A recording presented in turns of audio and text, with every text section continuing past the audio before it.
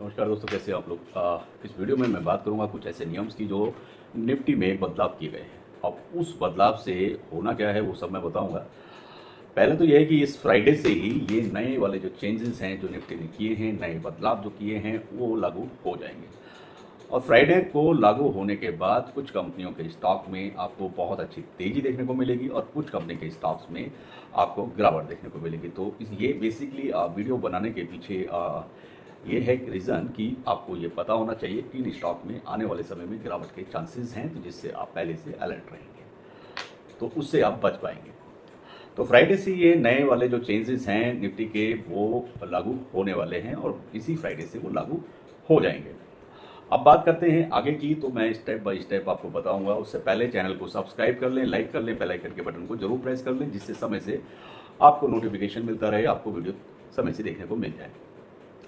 तो निफ्टी जो इंडेक्स होता है, निफ्टी इंडेक्स के अंदर की ही बात है। निफ्टी नेक्स्ट 50 में से 5 ऐसे स्टॉक्स हैं जिनको बाहर कर दिया गया है और इनकी जगह 5 ही नए स्टॉक्स को जगह दी गई है। तो वही जिनको जगह मिलेगी तो वो स्टॉक जाहिर सी बात है कि उनमें तेजी देखने को मिलेगी, और जिन स्टॉक्स को बाहर कर दिया गया है तो उन स्टॉक्स में आप देखेंगे कि गिरावट देखने को मिलेगी ही मिलेगी। और नए बदलाव 29 सितंबर 2023 से लागू हो जाएंगे। ये डेट और फ्राइडे का दिन रहेगा, तो वो आपको क्लियर पता होना चाहिए। अब क्या है ये सारा मैटर, तो वो भी मैं आपको बता देता हूँ। तो इसमें ऐसा कोई लंबा चौड़ा मैटर नहीं है। ये एनएसई ने, जो नेशनल स्टॉक एक्सचेंज है, उसने लास्ट मंथ यानी कि अगस्त के महीने में निफ्टी में कुछ चेंज किया था, बहुत सारे नियम्स भी बदले हैं। तो उनका जो ऐलान किया था, तो वही जो चेंज करने थे नियम, उनका लागू होने का समय अब है। तो इस फ्राइडे 29 सितंबर से वो लागू हो जाएगा। और निफ्टी 50 और निफ्टी 50 इक्वल वेट इंडेक्स जो होता है उसमें कोई बदलाव नहीं किया गया है, लेकिन निफ्टी नेक्स्ट 50 में से 5 स्टॉक को बाहर कर दिया गया है, जिनकी जगह 5 नए स्टॉक को जगह मिलेगी, यानी कि उनको शामिल किया जा रहा है। अब सबसे पहले मैं ये बताता हूँ कि ये चेंज है क्या। तो निफ्टी नेक्स्ट 50 के अलावा Nifty 500, Nifty 100, Nifty mid cap 150, यानी कि निफ्टी मिड कैप 150 और Nifty small cap 250, Nifty mid cap select, Nifty mid cap 50 में भी चेंजेस किए गए हैं। इसके साथ ही Nifty media, Nifty realty, Nifty mid small financial services, Nifty commodity, Nifty housing, Nifty India consumption, Nifty India defence, Nifty India manufacturing में भी चेंजेस किए गए हैं, यानी कि बदलाव किया गया है। तो ये बदलाव इन सब इंडेक्स में हुआ है, सारे निफ्टी जो मैंने आपको बताए हैं। और कहाँ बदलाव नहीं हुआ है, यानी कि एज इट इज है, वो भी मैं आपको बताता हूँ। निफ्टी कहाँ पर सेम टू सेम देखने को मिलेगा, तो वो आपको मैं बता देता हूँ। निफ्टी में वो सेक्टर्स हैं, जैसे निफ्टी ऑटो है, निफ्टी बैंक है, एंड निफ्टी कंज्यूमर ड्यूरेबल्स है, निफ्टी फाइनेंशियल सर्विसेज है, निफ्टी एफएमसीजी है, Nifty health care, Nifty IT sale, Nifty metal, Nifty pharma, Nifty private bank, Nifty PSU bank index में कोई भी चेंज नहीं किया गया है। तो ये आपको समझ जाएंगे तो आप आगे अच्छे से ट्रेडिंग कर पाएंगे, और ट्रेड करते समय ये सारी चीज़ें पता होना चाहिए। अब बात करेंगे कुछ ऐसे स्टॉक्स की जो बाहर हुए हैं और जो अंदर जाएंगे, तो वो भी मैं आपको बता देता हूँ।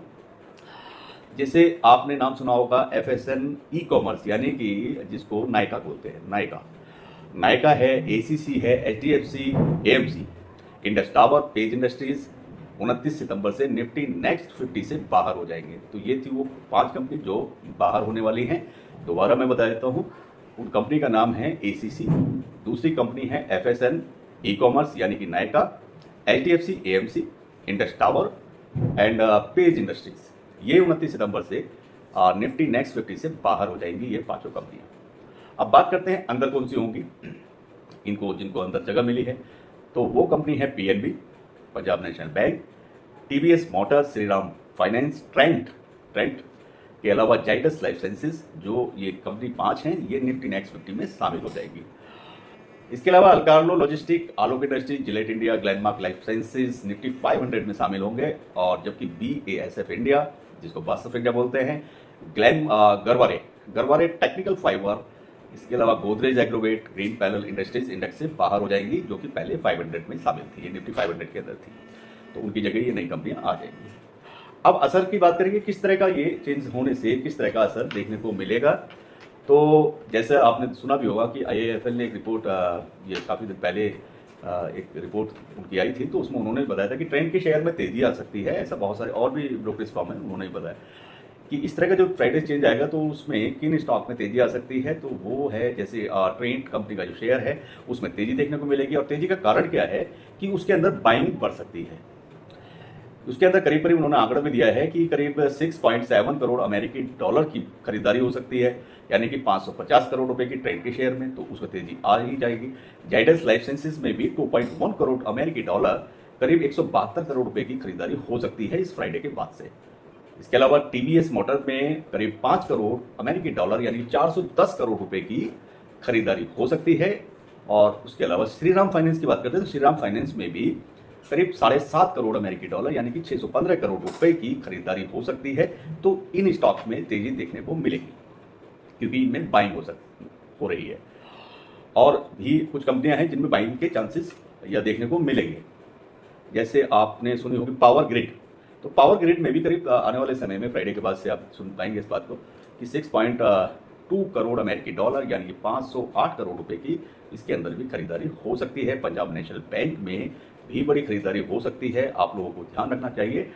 पंजाब नेशनल बैंक में जहां तक बात है तो 2.7 करोड़ यूएसडी यानी डॉलर्स की करीब करीब इसको आप कहेंगे 220 या 221 करोड़ रुपए की खरीदारी हो सकती है।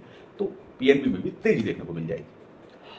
और इसके अलावा एक और कंपनी है कार्बोनरम में करीब 30 लाख रुपए अमेरिकी डॉलर की खरीदारी हो सकती है। तो इन कंपनी के स्टॉक्स में तेजी देखने को मिलने वाली है। अब बात करेंगे गिरावट की। अब गिरावट किस किस कंपनी में आ सकती है, तो उस कंपनी का नाम है जैसे पेज इंडस्ट्री है तो उसमें गिरावट आ सकती है। उसमें गिरावट का कारण है बिकवाली यानी कि सेल। तो उसके अंदर जो बिकवाली है करीब करीब 300 करोड़ रुपए की बिकवाली हो सकती है, बेच सकते हैं शेयर को। तो उस चक्कर में जब बिकवाली होगी तो पेज इंडस्ट्री के शेयर में गिरावट देखने को मिल सकती है। बात करते हैं एसीसी सीमेंट, एसीसी में भी करीब 2.5 करोड़ अमेरिकी डॉलर यानी कि 205 करोड़ रुपए की बिकवाली देखने को मिल सकती है, जिसकी वजह से शेयर का जो में गिरावट देखने को मिलेगी। एनटीपीसी के अंदर भी करीब 370 करोड़ रुपए के आसपास की बिकवाली देखने को मिल जाएगी इस चेंज के बाद में। निफ्टी के इस चेंज के बाद में आपको एचडीएफसी एएमसी में भी करीब करीब 250 करोड़ रुपए की बिकवाली देखने को मिल सकती है, जिसकी वजह से शेयर में गिरावट देखने को हो सकती है। बात करेंगे नायका की, तो नायका में भी करीब 90 करोड़ रुपए की बिकवाली देखने को मिल सकती है। इसका असर ये होगा कि आने वाले समय में ही नायका के शेयर के प्राइस में गिरावट देखने को मिल जाएगी या मिल सकती है। होने को कुछ भी हो सकता है, शेयर मार्केट है, बट जिस तरह के एनालिसिस है वही मैं आपसे शेयर कर रहा हूँ। इंडेक्स में जो चेंज हुए हैं, जो बदलाव हुए हैं, उनका असर सीधा स्टॉक पर देखने को मिल जाएगा आगे आने वाले समय में। अगर कोई स्टॉक अपग्रेड होता है तो उसमें इन्वेस्टर जो होता है वो आप देखें तो कोई भी इन्वेस्टर जब कोई स्टॉक अपग्रेड होगा तो जाहिर सी बात है उसके पीछे सब भागते हैं, तो उसमें सभी लोग इन्वेस्ट करने की इंटरेस्ट रखते हैं, यानी कि इन्वेस्टर्स की संख्या उसमें बढ़ जाएगी। और अधिकांश जितने भी बड़े इन्वेस्टर होते हैं वो हमेशा कोशिश करते हैं कि हाई रैंकिंग वाले जो स्टॉक्स हैं उनको अपने पोर्टफोलियो में रखना उनको पसंद होता है, जो बड़े इन्वेस्टर होते हैं। इससे उनके इन्वेस्ट पर उनका मानना ये भी रहता है कि इससे जो हाई जो रैंकिंग वाले स्टॉक हैं उनको रखने के पीछे एक लॉजिक होता है कि उनको ऐसे इन्वेस्टमेंट या अपने पोर्टफोलियो में रखने पर कम जोखिम जो होता है उसकी संभावना उनको कम लगती है हाई रैंकिंग से। तो हाई रैंकिंग का जो शेयर होगा तो उसको छोटे इन्वेस्टर के साथ साथ बड़े इन्वेस्टर्स भी अपने पोर्टफोलियो में रखना पसंद करते हैं।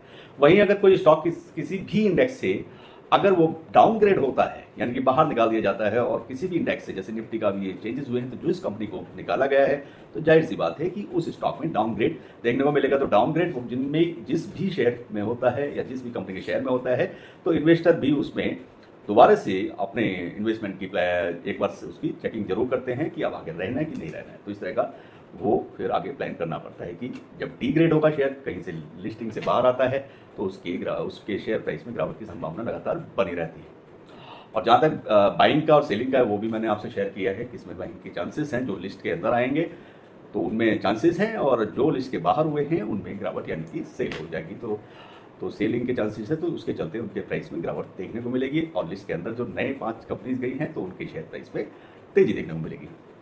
तो उम्मीद करता हूँ वीडियो आपको पसंद आएगी। और भी स्टॉक से रिलेटेड अगर आपकी कोई क्वेश्चन है, वीडियो चाहते हैं तो आप मुझे लिख सकते हैं। जहाँ तक बात है ट्रेडिंग की, ट्रेड अगर आप इंट्राडे या फिर एफएनओ करना चाहते हैं और उसमें अगर आपको कहीं डाउट्स हैं तो भी आप मुझे लिख सकते हैं। मैं आपको एक अपना टेलीग्राम का मैंने एक चैनल बनाया है, उसका लिंक शेयर कर देंगे डिस्क्रिप्शन में, जिससे आप डायरेक्टली भी मुझसे क्वेश्चन कर सकते हैं। तो कोशिश रहेगी आपको मैं रिप्लाई करूँ और आपको जितना हो सके गुड एडवाइस देने की कोशिश करेंगे। तो वीडियो यहीं समाप्त करते हैं और चैनल को जरूर सब्सक्राइब करें, लाइक करें, बेल आइकन के बटन को जरूर प्रेस करें। सभी को नमस्कार, खुदा हाफिज़, bye bye, all the best.